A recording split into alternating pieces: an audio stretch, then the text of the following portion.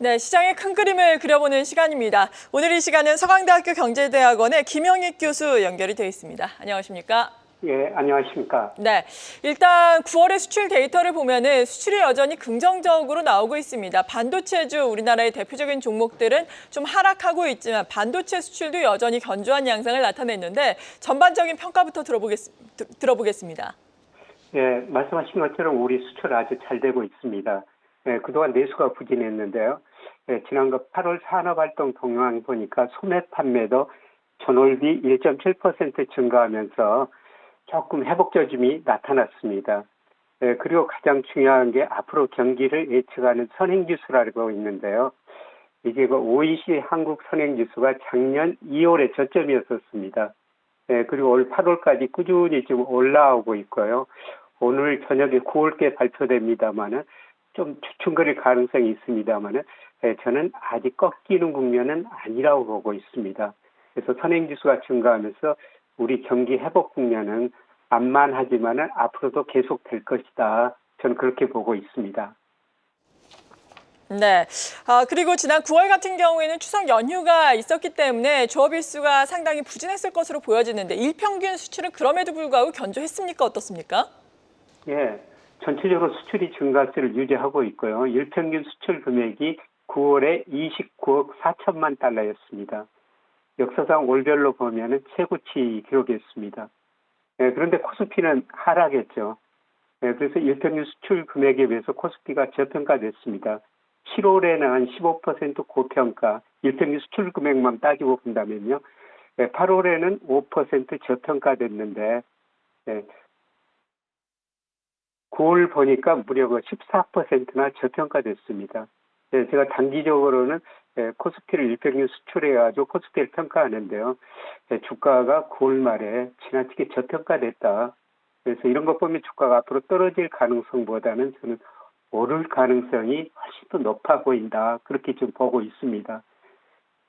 일평균 수출과 우리나라 특히나 코스피의 지수의 동조화가 상당히 되고 있는데 지금 코스피 지수가 일평균 수출액 대비해서 상당히 저평가가 돼 있다라고 말씀을 해주셨습니다. 그렇다면 또 반도체는 어떨지 궁금하거든요. 앞서서도 저희가 개장 전에 알아본 것이 PC용 그리고 스마트폰용 D램 가격이 너무나 많이 하락하고 있다. 이 부분에 따른 우려였거든요. 반도체 그럼에도 불구하고 지금까지는 수출이 잘 되고 있는데 주가 측면에서는 어떻게 보고 계십니까?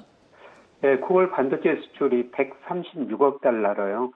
우리 전체 수출 비중이 21% 정도 상당히 높아졌습니다.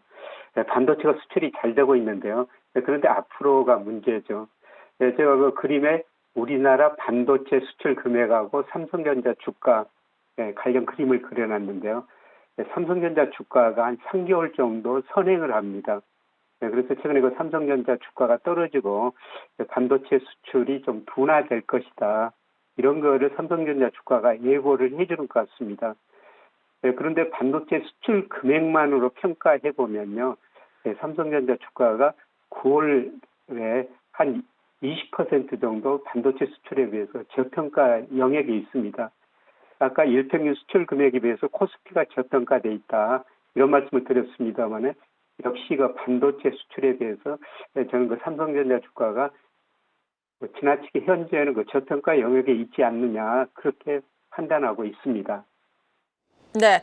그리고 장단기 금리 차이로도 우리나라의 경제적인 여건과 그리고 주가의 흐름을 앞으로 예상을 해볼 수도 있을 것 같은데 장단기 금리 차이가 지금 정상화 국면에 진입을 하고 있다라고 들었거든요. 구체적으로 어떤 상황인가요? 예, 장단기 금리 차가 우리 코스피에 한 1개월 정도 선행을 해요. 제가 장단기 금리 차라는 것은 10년하고 1년 국고채 수익률 차이인데요. 지난 6, 7, 8월에 마이너스까지 떨어졌거든요. 그래서 주가가 하락할 것이다.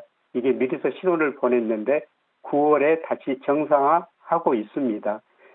그리고 아마 이번 달 들어가지고 그 격차가 더 위로 올라갈 것 같습니다. 왜냐하면 조만간 한국의 금리 인하하면은 1년 국고채 수익률은 더 떨어지게 되거든요. 그래서 이게 코스피의 기간에 따라 다르지만 1개월 정도 선행하는 모습 보니까 최소한 10월 말 주가는 9월 말 주가보다 더 오를 수 있다. 그리고 10월에도는 상승하려고 보고 있습니다. 이런 걸 보면은 주가가 9월 말을 저점으로 저는 12월까지 꾸준히 올라가리라고 보고 있습니다. 네, 이에 따라서 국내 증시도 오름세를 나타낼 수 있겠다. 긍정적인 전망 해주셨습니다. 이런 가운데 앞서서도 잠깐 말씀하셨는데 한국은행의 또 통화정책회의가 다음 주에 예정이 되어 있습니다. 이번에는 기준금리를 인하할 수 있을까요? 네, 저는 인하 가능성이 매우 높다고 보고 있습니다. 네, 한국의 통화정책 목표가 물가 안정과 금융 안정인데요. 물가 상승이 지난 9월에 전년 동월 대비 1.6%로 한국의 목표치 2% 미만으로 떨어졌습니다. 네, 제가 전망해 보면은 10월에서 12월 사이에는 1.5% 안팎으로 더 낮아질 것 같습니다. 네, 문제는 그 금융 안정이었었는데요. 네, 최근에 보면은 가계 대출 금액이 조금 8월보다 줄어들고 있고 주택 가격 상승세도 둔화되고 있습니다. 이런 걸 볼 때 한국은행이 저는 기준금리를 인하할 가능성이 높다 이렇게 보고 있고요. 사실 시장 기준금리 인하를 미리서 많이 반영한 거죠. 우리나라 국고채 3년 수익률이 대표적인 시장금리라고 볼 수가 있는데요. 이게 작년 12월부터 계속 낮아졌습니다. 최근에 2.8%까지 떨어졌는데요. 장기적으로 보면은 국고채 3년 수익률이 기준금리의 0.4%포인트 정도 높았습니다. 그러면 시장이 지금 예상하는 거는 기준금리가 2.4%까지 떨어질 것이다. 중기적으로 이렇게 내다보고 있는 거죠. 이런 의미에서 저는 한국은행이 다음 주 11일 날 개최될 통화정책 방향에서 금리를 인하할 가능성이 높고요.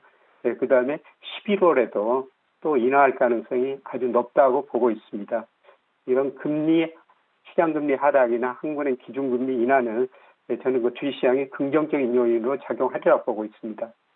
네, 말씀하신 것처럼 소비자 물가 상승률이 3년 6개월 만에 1%대로 하락을 하면서 기준금리 인하에 더욱더 힘이 실릴 수 있게 되었는데 문제는 이렇게 1% 하락한 배경에는 국제유가 하락이라는 점이 있습니다. 다만 최근 요 며칠 사이에 중동의 지정학적 리스크가 다시금 불거지면서 국제유가가 좀 상승하고 있는데요. 이 부분에 따른 부담은 없을까요? 네, 국채 유가가 상승하면은 우리 무역 수지 흑자 축소될 수가 있죠. 우리 1년에 한 10억 배럴 정도 원유를 도입합니다. 그래서 유가가 오르면 우리 무역 수지 흑자 축소되고 있고요. 네, 그다음 제가 분석해 보면 유가가 올랐을 때 한 7개월 정도 시차를 두고 소비자 물가가 올라요. 그러니까 국제 수지나 소비자 물가에 불안한 영향을 미칠 거로 보고 있습니다. 네, 그러나 단기적으로 유가가 오를 수는 있습니다만은 저는 중장기적으로 유가가 하향 안정세를 보이리라고 보고 있습니다. 우선 그 공급 측면에서는 그동안 사우디가 감산했는데 시장 점유율이 떨어지다 보니까 아마 빠르면 12월부터 증산으로 돌아설 것 같습니다. 그리고 내년에 현재 미국 경기 좋습니다. 내년에 미국 경제 성장이 둔화되면서요. 아마 미국의 원유 수요가 상대적으로 줄어들고 그리고 올 1월, 8월 통계를 보면은 중국의 원유 수입이 전년 동기 대비 1.3% 감소했거든요.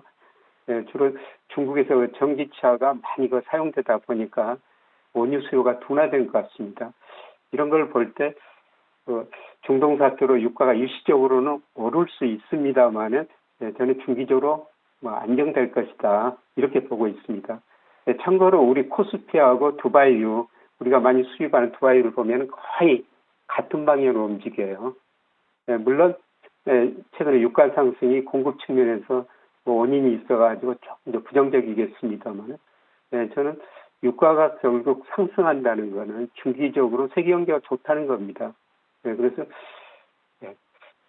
오히려 중동 사태로 주가가 떨어진다면은 유가 오르고 떨어진다면은 우리 주식을 싸게 살 기회가 아닌가 저는 그렇게 생각합니다. 네, 전반적으로 앞서서 지금의 수출 현황이라든지 그리고 선행되는 지표들을 살펴보자면은 우리 증시 같은 경우에는 4분기에 조금 더 지금보다는 지수대가 높을 수가 있겠다. 긍정적인 전망을 해주셨는데 이에 따른 투자 전략 마지막으로 간략하게 세워주신다면요. 네, 저는 특히 11월, 12월 내년 초까지 주가가 상당폭 상승하리라고 보고 있습니다. 네, 그래서 제가 9월에 주식 사가지고 4분기에 기다리시자 이런 말씀을 드렸습니다만 10월 초까지 좀 더 조정이 이어지고 있는데 지금도 저는 주식 비중을 좀 늘려야 될 시기라고 보고 있습니다. 네, 그리고 반도체도 저평가됐다. 아마 2차 전지도 저는 중기적으로 좀 오르리라고 보고 있습니다. 이런 의미에서 저는 4분기에는 주식을 보유하고 계시는 게 좋고요. 조금 더 여유가 있다면 좀 더 늘리셔도 좋을 것 같습니다. 그리고 우리 주가가 세계에서 지금 가장 제가 평가해 보니까 저평가 영역에 있어요. 미국 주식도 좋지만은 이 4분기에는 우리 주식 비중을 조금 늘리시는 게 좋지 않을까 그렇게 생각합니다. 네, 지금까지 서강대학교 경제대학원의 김영익 교수와 함께했습니다. 감사합니다. 네, 고맙습니다. 계속해서 다양한 경제 이슈를 알고 싶다면 구독과 좋아요, 알림 설정 부탁드립니다. AI 캐스터 권미정이었습니다.